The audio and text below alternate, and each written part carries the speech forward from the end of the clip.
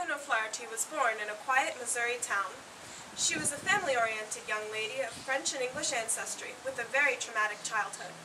In 1855, her father died in a fatal railroad accident. In 1863, her beloved grandmother on her mother's side passed away. This struck a blow to young Catherine's heart, as she was only 13 when this occurred. While growing up in Louisiana during the Civil War, Catherine became very close to her older half-brother. However, he was soon captured by the Union soldiers and died of typhoid fever. Catherine kept a journal entitled The Commonplace Book. In this journal, she recorded all of her personal feelings and thoughts.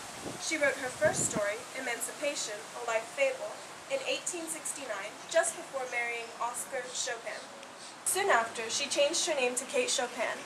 She and Oscar moved to New Orleans and began working in the cotton business, along with other commodities such as sugar and molasses. Oscar joined the White League, a Democratic group, which strongly influenced Kate's personal beliefs.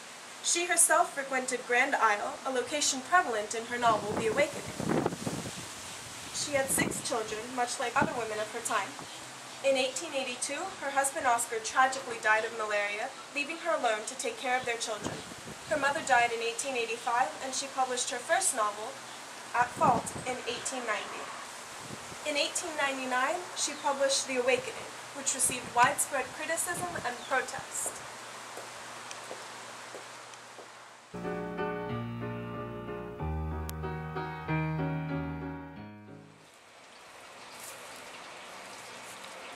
As a very controversial novel, The Awakening received almost no recognition as a successful novel when it was first published around 1899.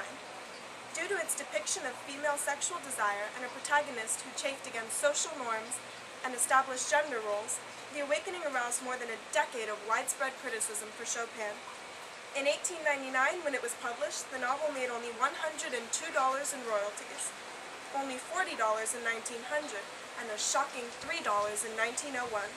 It was banned from St. Louis libraries as well as libraries across the nation. However, despite its censure, a few enlightened individuals recognized its importance to the women's movement. By 1950, it had gained much recognition as a leading feminist work and began to be regarded as a literary classic. The novel has sold over 1 million copies to date, and Kate Chopin is known as one of the United States' essential authors. Her formerly criticized book is now studied in literature classes around the world.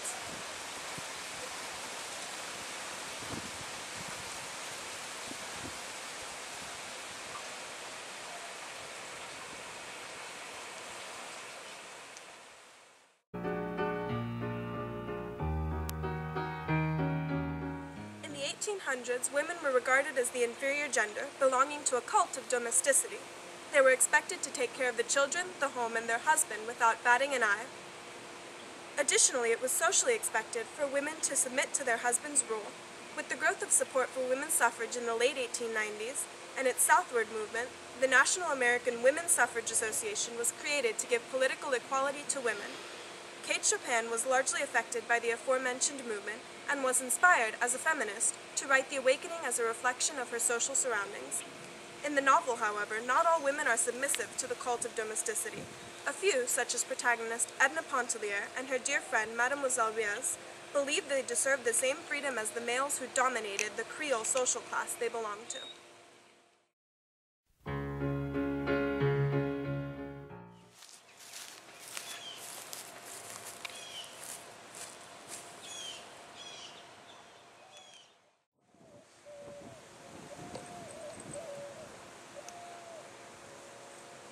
In The Awakening, there are a variety of characters ranging from radical to traditional.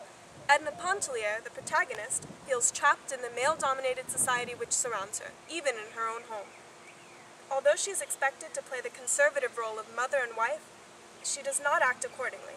Her husband, Léonce Pontellier, is a typical rich Creole businessman who enjoys gambling and playing games. Edna's response to Léonce's infidelity is to create a romantic relationship of her own with Robert Lebrun. Eventually, she begins to have an affair with a man named Alcée or Robin. Madame Ratignolle, one of Edna's friends, is a traditional housewife who places great importance on motherly duties. She discourages Edna's radical behavior and begs her to think of the children. Mademoiselle Riez, a socially unaccepted pianist, and and Edna's close personal friend, encourages Edna's individualism and understands her feelings of constraint. The influences of all these characters are what leads Edna ultimately to her decision of suicide and shape the novel's purpose. Throughout our journey in The Awakening, we have explored a great American classic and its influence on today's society. As a leading feminist novel, it has shaped the growth of women's rights throughout modern times. Even though the author Kate Chopin died before the novel's greatness was recognized, her legacy lives on in the hearts of women around the world.